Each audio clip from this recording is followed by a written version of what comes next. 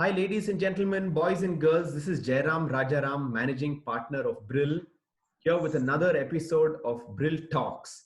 Today, I have with me a celebrity, a piano maestro, an entrepreneur, a change maker, and a dear, dear friend.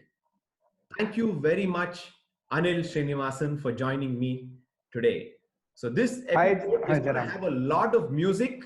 Okay, but we're going to chat first, and then I'm going to give you a wish list and you're going to play those songs for us. Done. Okay. Happy to do it. Yeah. Hi. Thank you, Anil. Thanks so much for joining me today. So, Anil, now I want to go to your childhood and how you started off playing the piano. So, frankly, I have no actual recollection of it, but the family legend on it is that my uncle got me one of these, these Casio very tiny keyboards that little children play with when you've gone to a trip abroad. And apparently, I started playing on it. And then my mother got me a slightly bigger toy piano, and I played on that. And then they said, okay, this guy seems to be having an insatiable appetite for the piano, so let us try him on a real one. And one of my father's friends had a real piano in his house. I mean, you must remember this was 1980 and I was 3 years old. And pianos were unheard of in Chennai at that time. I mean, very few, other than convent schools and whatever, people didn't really have these things. I got my first Casio piano from Singapore. I didn't learn much, but then I remember that. Same here. So they apparently the very first time they put me on a real piano, I apparently played an entire piece fully, and I had never ever learned before. Wow. Which So was that piece? See, that again I don't remember, but I think it was a minuet by Bach, and nobody knows how I came by that knowledge. But this happened to be true. Lovely. So Anil, so when did you decide that piano is going to be your life? On this, Sujay, I will say I think the piano decided that I was going to be part of its life. I don't think it's the other way around.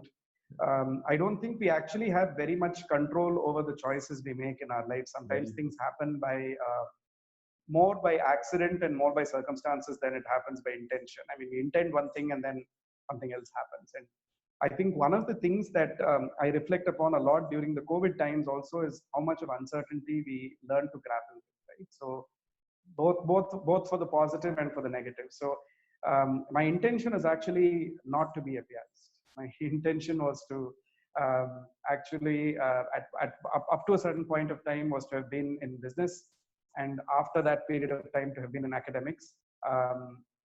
And I can happily tell you today that I'm all three.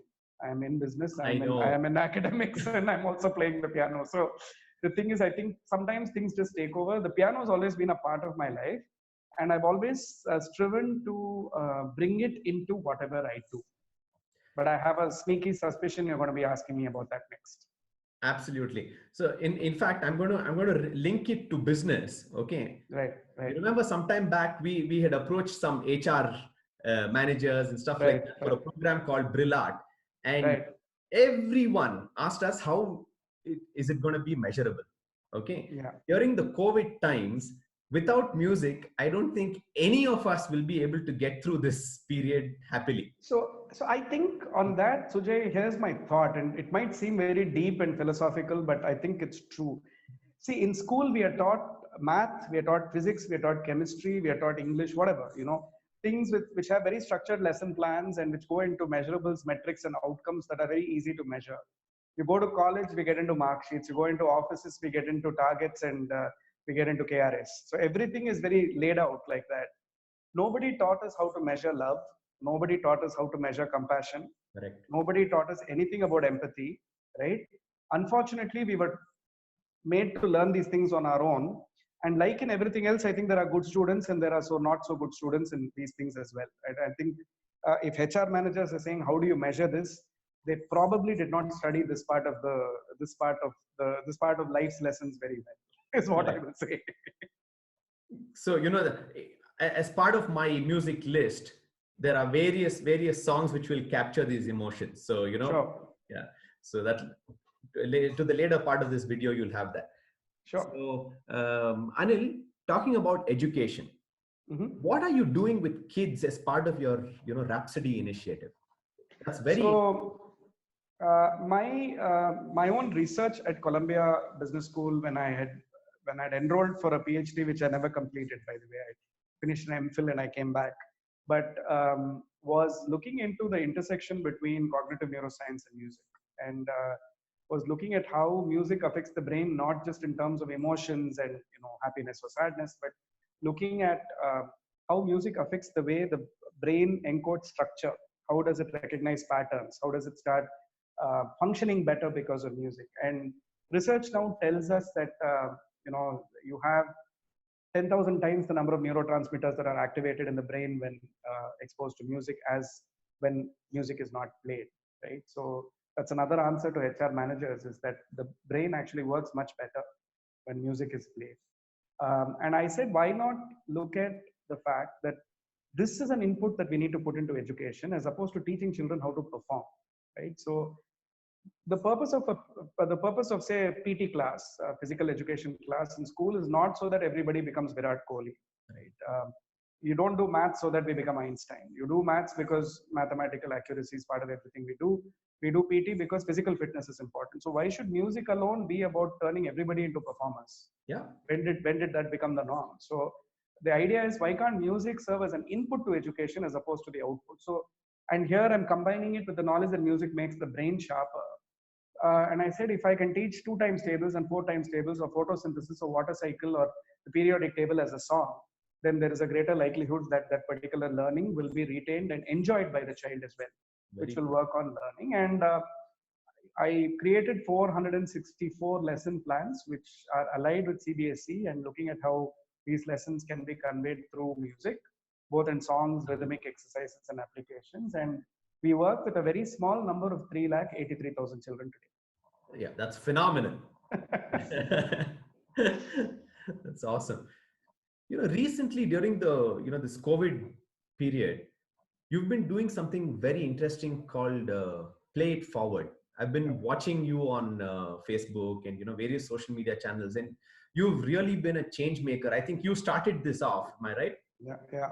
And you've engaged so many artists, and it's created some magic for all of us. Can you talk about that, and can you talk about how our viewers can help you achieve better numbers there?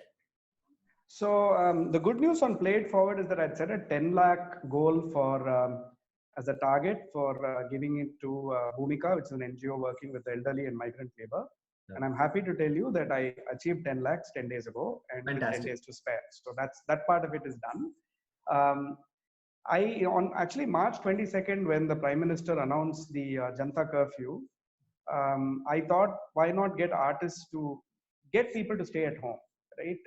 And we can use our art. And I just put out a call on social media, and 181 artists from 18 countries responded within 6 hours. Wow. See, and this is from me, who I think of myself as a social media mediocre. Okay, I'm not really very good at all this. And the younger generations are fantastic at algorithms and maximizing social media for impact and all that. Anil, I've not been. Anil, it's your music, man. Anyway, that's kind of you. But so on the buoyed by the success of that, I thought, why not actually, now that the lockdown is here to stay, why not actually use it for creating something more powerful and help someone else rather than just do it for entertainment? And that is how it started. I did a pun on the word Pay It Forward by calling it Play It Forward. So each artist nominated the artist for the next day. And so we had 10 artists participate, and we raised money by just sharing ourselves and our talents online. And 10 lakhs happened in 10 days, which is just amazing to me. Lovely. The power of positive intention, what it can do. Yeah, absolutely.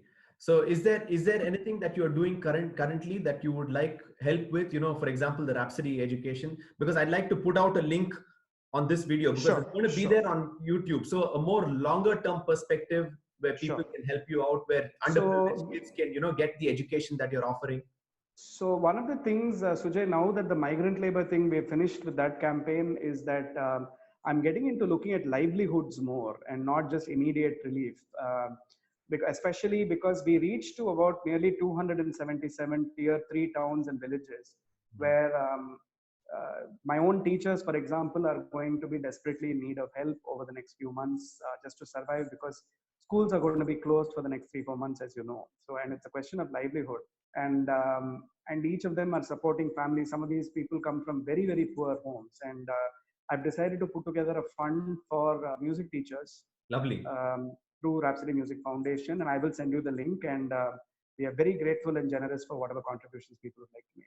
Fantastic. Because, at Brill, we are actually selling kits that we are donating to underprivileged kids.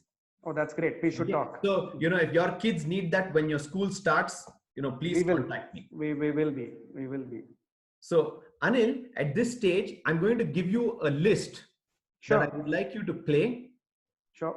Okay. So you can go through this list in any order. But, I'd like you to start it off with Maitrim Bhajatan. Okay. By the great Mahaperiva. And it's all about building friendships, which is what I've been talking about through COVID, actually. Absolutely. And it was sung at the United Nations by none other than, the great MS Subbulakshmi. Then there is Har Ghadi Badal Rahi Hai. Oh, okay. Okay. Kal ho na ho. Are you trying to say something by asking me to play Kal ho na ho? Kal ho na ho. So har pal yahan. So that's okay. Live that's for the present crucial moment. bit. We've got to enjoy ourselves even in this lockdown. Okay. Well done. Okay. And then what about Heal the World? Should I play that too? That's my next one. That's okay, good. So we're on the same lines. Yeah. Okay. Absolutely. And then Netri Illada Matram ennadu. I can give you several answers. Okay. And then a song of your choice. Okay. Okay. And then Pal Ye Hai Pyar Ke Pal by KK. Oh, it's one of my favorites. Sure. Okay. Any Carnatic piece. Okay.